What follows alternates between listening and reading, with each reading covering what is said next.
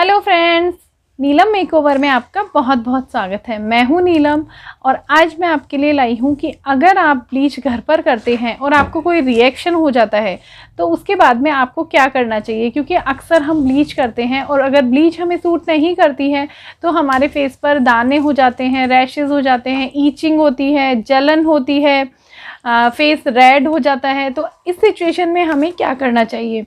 तो देखिए, सबसे पहले तो जब आप ब्लीच करते हैं तो आपको ब्लीच में जो हम एक्टिवेटर डालते हैं वो बहुत ही ध्यान से डालना है। फेस के लिए आप बहुत ज़्यादा एक्टिवेटर यूज़ नहीं कर सकते, ओनली 2 पिंच एक्टिवेटर आपको यूज़ करना है।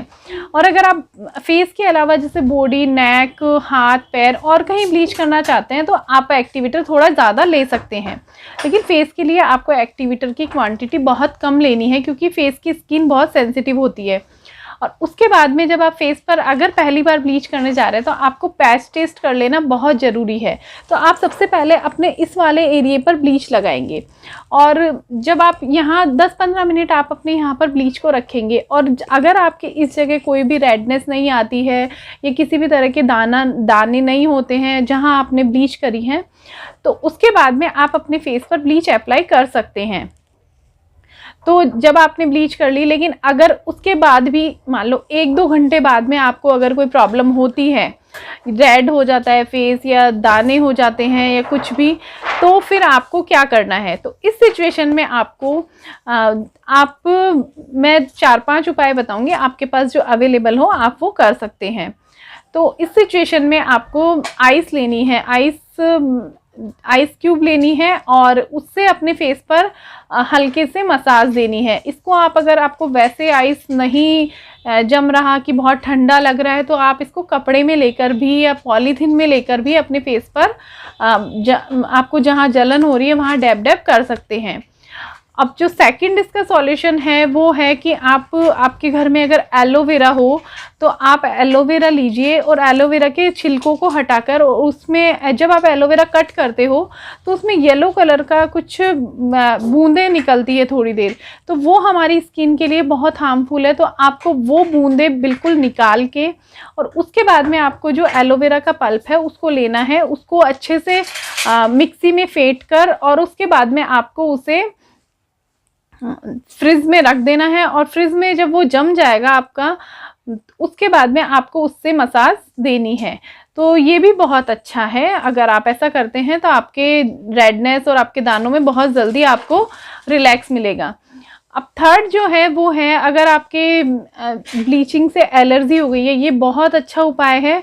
अगर ब्लीचिंग से एलर्जी हो गई है, दाने हो गए हैं और वो इन सब आप जो ये वाली यूज़ कर रहे हो आइस का, एलोवेरा का, अगर इससे ठीक नहीं हो रहा है तो फिर विटामिन ई के कैप्सूल लीजिए। विटामिन ई ऑल टाइप्स की स्किन के लिए बहुत अच्छा है। उसमें अधिकतर आप देखते होंगे कोई भी मॉइस्चराइज़र, क्रीम्स जो मार्केट में मेडिकल पर हमें क्रीम्स मिलती है, सभी में विटामिन ई इंक्लूड होता है। विटामिन ई हमारी स्किन के लिए बहुत अच्छा है।